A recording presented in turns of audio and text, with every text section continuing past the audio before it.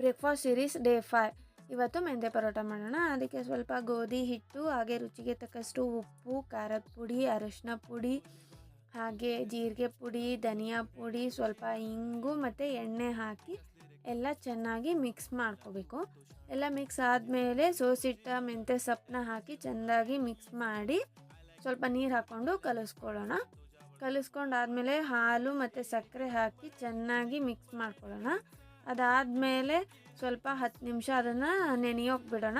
ನೆಂದಾದಮೇಲೆ ಸ್ವಲ್ಪ ಎಣ್ಣೆ ಹಚ್ಚಿ ಚೆಂದಾಗಿ ನಾದ್ಕೊಂಡು ಉಳ್ಳಿ ತಕ್ಕೋಬೇಕು. ಎಲ್ಲ ಉಳ್ಳಿ ತಗೊಂಡಾದ್ಮೇಲೆ ಸ್ವಲ್ಪ ಹಿಟ್ಟು ಹಾಕ್ಕೊಂಡು ಚೆಂದಾಗಿ ಲಟ್ಟಿಸ್ಕೊಂಡಾದ್ಮೇಲೆ ಒಂದು ತವಾನ ಕಾಯೋಕೆ ಬಿಟ್ಟು ಸ್ವಲ್ಪ ಅದಕ್ಕೆ ಎಣ್ಣೆ ಸವರಿ ಕಾದಾದ್ಮೇಲೆ ಲಟ್ಟಿಸಿಟ್ಟ ಮೆಂತ್ಯ ಪರೋಟನ ಅದಕ್ಕೆ ಹಾಕಿ ಬೇಯಿಸಿದರೆ ಮೆಂತ್ಯ ಪರೋಟ ರೆಡಿ ಆಯಿತು. ಇದ್ರ ಜೊತೆಗೆ ಹೆಸರು ಬೇಳೆ ದಾಲ್ ಮಾಡ್ಕೊಂಡು ತಿಂದರೆ ಚೆನ್ನಾಗಿರುತ್ತೆ. ಟ್ರೈ ಮಾಡಿ, ಕಮೆಂಟ್ ಮಾಡಿ.